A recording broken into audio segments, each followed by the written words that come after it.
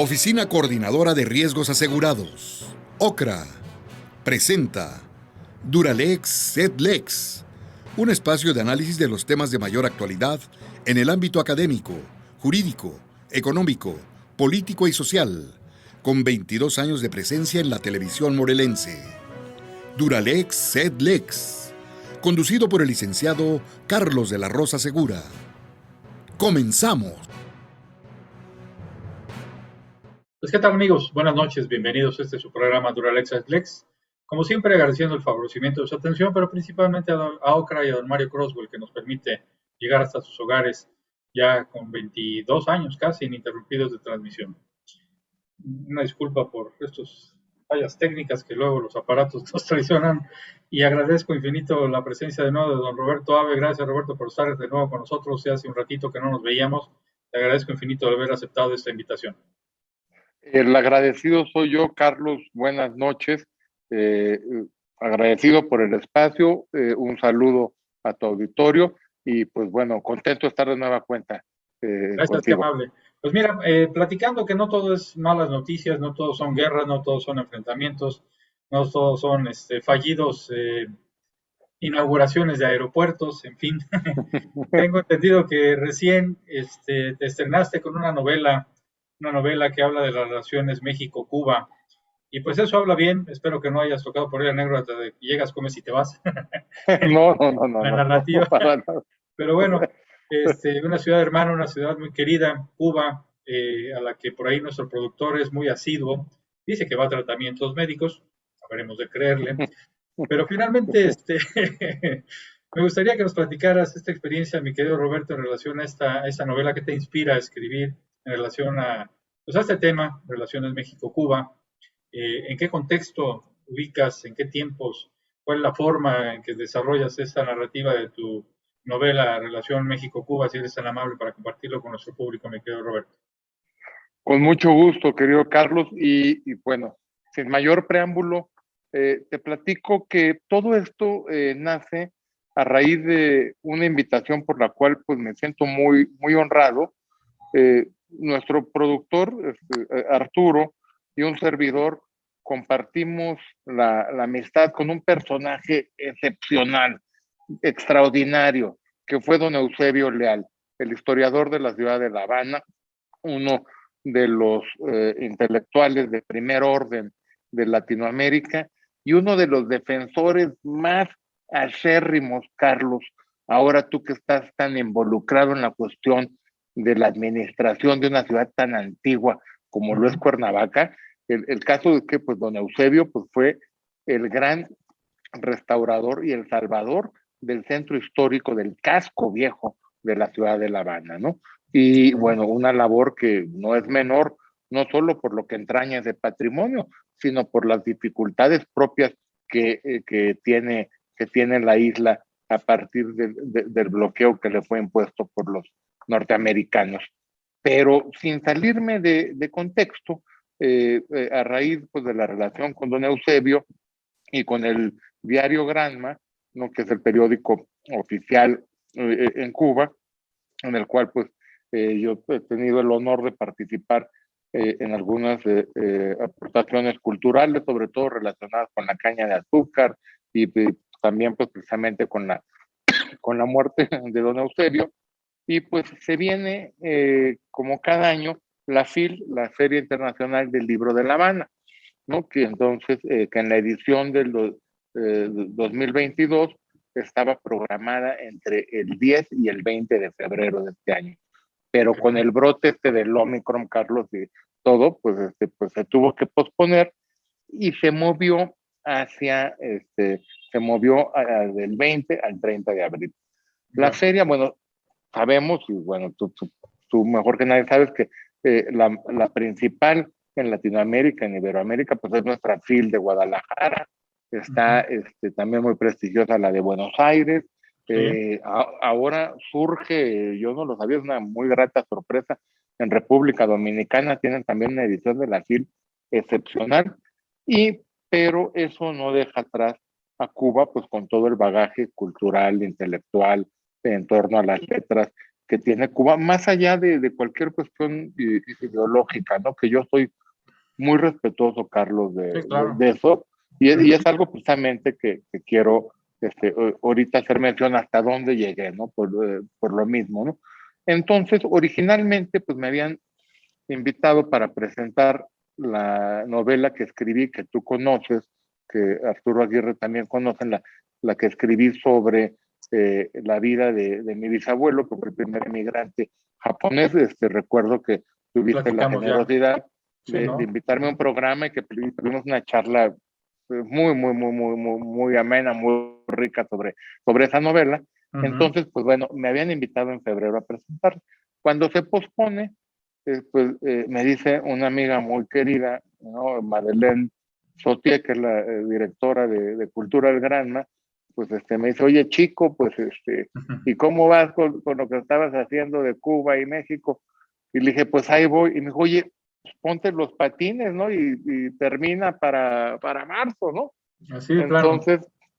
Entonces, pues asumí ese reto, ¿no? Y me puse manos a la obra y terminé una novela corta que va a rondar cerca de 120 cuartillas de 120 páginas, pero la cual de manera muy concreta eh, yo le he titulado para el desierto, les explico por qué, y el subtítulo es Una novela de Cuba y México. ¿Y por qué Okay. de Cuba y México? Porque la historia de Cuba y de México, Carlos, está entrañablemente unida desde 1519 o tal vez un par de años antes, ¿no? Desde 1517, cuando salen las primeras expediciones de españoles, pues que estaban ya asentados desde la llegada de Colón en el Caribe, pero llegan ya a tierra firme americana. Particularmente, pues llegaron, como todos recordarán, pues a las costas yucatecas, ¿no? Sí. Entonces, pues bueno, pues Hernández de Córdoba, Grijalva, pues no pueden. Cortés lo logra en 1519 y pues no solo, pues Cortés, que fue el primer alcalde de Santiago de Cuba, un hombre, y bueno, tú como hombre de leyes tendrás esto pues muy presente, pues Cortés, aparte de guerrero, pues tenía un gran bagaje jurídico, ¿no? Porque pues dejó trunca su carrera de derecho Derecho. en la Universidad de Salamanca, pero pues nunca se imaginó que esos conocimientos jurídicos, ¿no? Incluso esa práctica forense que llegó a tener, sobre todo en rubros pues de lo que fue después el derecho indiano, ¿no? Y todo pues le permitió hacer todo el entramado jurídico para poder romper con el gobernador de Cuba, poder establecer el primer ayuntamiento en tierra firme, que fue por la Villa Rica de Veracruz, ¿no? Que se fundó un Viernes Santo de 1519, pero de ahí en adelante, pues comienza toda la historia en común. Cuba era una capitanía general, México, bueno, la Nueva España era un virreinato, lo cual el virreinato era un rango, ¿sabes?, administrativa y legalmente solo por debajo del reino. Del reino. Entonces estaba la Capitanía General de Cuba, dependía administrativa y jurídicamente del virreinato de la Nueva España. Entonces eso creó una gran relación en todos los sentidos. Amén de que pues, Veracruz pues, fue la puerta de México por tantos siglos hasta la llegada pues, de otros puertos y de los aeropuertos, de eso, pero siempre la antesala era La Habana, porque tanto los que venían de Europa, perdón, hacían escala en La Habana antes de llegar a Veracruz, como los que salían de Veracruz hacían su primera escala en La Habana antes Claro. de cruzar el Atlántico. Y también en la nao de China, que lo platicamos en el programa de Japón, Del pues otro bueno, lado. del otro lado, pues la ruta pues también cubría pues Acapulco, bueno, el Pacífico, Pacífico. Acapulco, de Acapulco, pues Guerrero, Cuernavaca, Morelos, bueno, lo que hoy es Cuernavaca, Morelos, Ciudad Cruzado. de México y de ahí hacia Veracruz y La Habana. Pero entonces se empezaron a forjar lazos no solo jurídicos y administrativos, sino entrañables de cubanos y de mexicanos que iban de un lado a otro, por ejemplo, corre el tiempo y particularmente, pues, de Cuba llega la caña de azúcar a México, ¿no? Entonces, evidentemente, pues la caña de azúcar es una de las columnas vertebrales de la historia y de la economía de Morelos, ¿no? Hoy, 500 años después de la caída de Cuauhnáhuac, la caña de azúcar sigue siendo la principal agroindustria, el principal cultivo en el estado de Morelos. Nos hemos sembrado exitosamente caña por 500 años, salvo el periodo de la revolución, ¿no? que se interrumpió y que los propios zapatistas tenían aversión a la caña porque la asociaban a las haciendas, ¿no? Sí, pero pues así las cosas, pues siguen todo este periplo, y en el siglo XIX, tal vez, sé que estoy cometiendo un error, Carlos, dicen que no hay que platicar todo, pero bueno, contigo no puedo tener secretos, caray, ¿no? Entonces, entonces total que, pues llega el siglo XIX y México logra su independencia, y a Cuba todavía le cuesta mucho trabajo su independencia porque prácticamente luchan buena parte del siglo XIX, y no logran su independencia hasta 1898. Entonces, pero a lo largo del siglo XIX, los patriotas cubanos se inspiran así como México se inspiró en los ideales de libertad de Francia, de Estados Unidos, de todo eso, Cuba se inspiró en la experiencia mexicana. Bueno, evidentemente también tuvieron ellos una gran influencia con Europa, ¿no? Pues el intercambio España entre España y Cuba era como bien lo dice, España era muy constante. Pero entonces, en ese momento, pues muchos patriotas cubanos vienen a México y hay muchos cubanos no solo organizándose para la independencia de Cuba, sino peleando en las guerras mexicanas. Entonces, ahí vamos a ver cubanos en todos los momentos históricos, desde Iturbide prácticamente hasta Porfirio Díaz, ¿no? Por ejemplo, incluso el influyentísimo yerno de Benito Juárez, Pedro Santacília, ¿no? Que era pues prácticamente su gran operador, era cubano. Pedro Ampudia, defensor de Monterrey, era cubano, y luego muchos, cuando Juárez derrota al imperio y eso, muchos de mexicanos, bueno, mandan oficiales mexicanos a reforzar al ejército de patriotas cubanos, pero el momento estelar lo representa José Martí, ¿no? El héroe nacional, de Cuba, el apóstol de la independencia, que como sabemos muy joven, pues lo envían al exilio, al destierro a España. La familia, pues viendo cómo podía reunirse con el hijo y todos salen de Cuba, llegan a México en 1874, ¿no?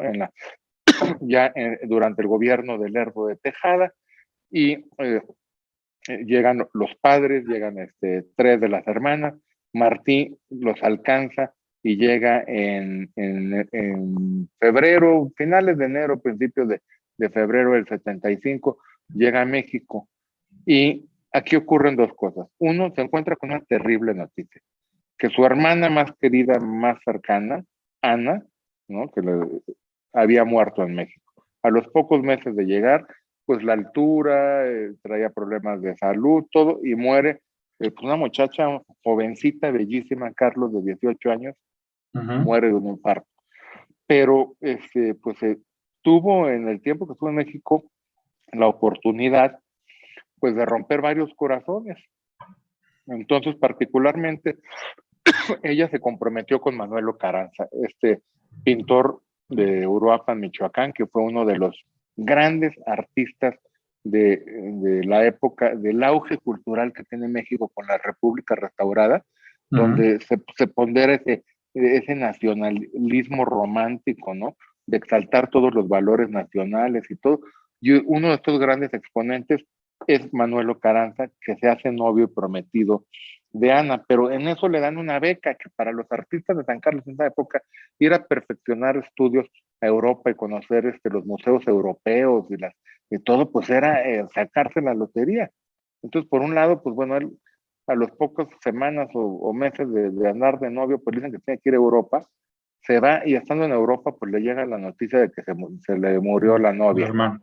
Sí, pero en el Inter, ellos vivían en el centro y como bien recordarás, pues en esa época de la República Restaurada, antes de que Justo Sierra eh, funde o aperture la Universidad Nacional de México, todavía no la autónoma, porque eso fue hasta Cortés Gil, pero Gavino Barrera hace la escuela preparatoria en San Ildefonso, y entonces, y ese grado de bachiller que era muy importante en esa época, pues fue la gran aportación en ese momento de la República Restaurada, y pues había un muchacho preparatoriano de una familia de gran raigambre en el norte, muy respetado. Era un muchacho muy joven, pero como era muy alto y muy serio, aparentaba mayor edad, y se enamora de Ana, ¿no? Entonces, y la corteja, y Ana pues, lo ve con simpatía porque realmente pues era un buen tipo, ¿no? Era un poco menor que ella, ¿no? Pero pues ella realmente, pues, ella tenía 18 años, o Carranza tenía 30, y este pretendiente pues tenía 15, 16 años, ¿no? Entonces, pues acuérdate que cuando teníamos esa edad, las de 18 no nos pelaban, ¿no? Es Ellas, correcto. ¿no? Entonces, pues resulta que este muchacho es nada más y nada menos que don Venustiano Carranza. Entonces, pues de ahí viene el título de la novela.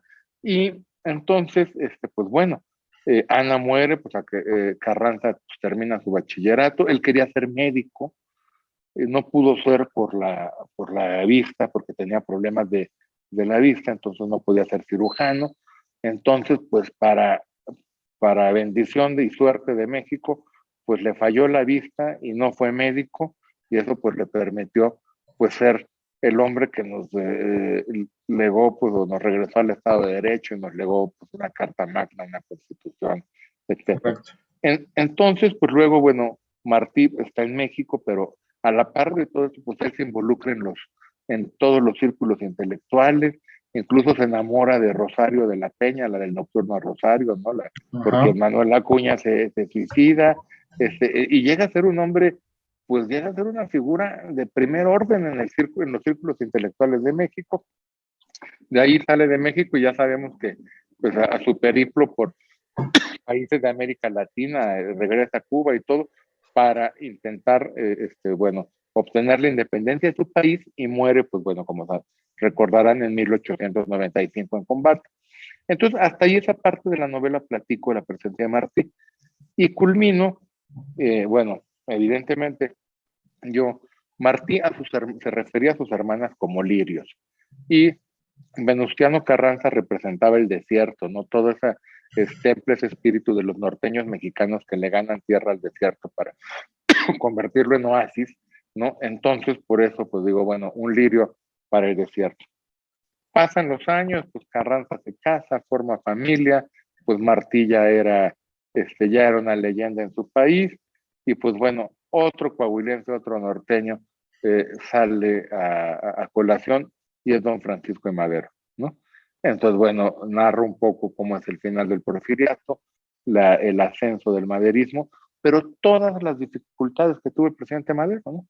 Particularmente, pues él, en aras de respetar la libertad de expresión, pues se incurrió en un exceso, en un abuso, porque ya más que libertad de expresión eran insultos e injurias al presidente todos los días.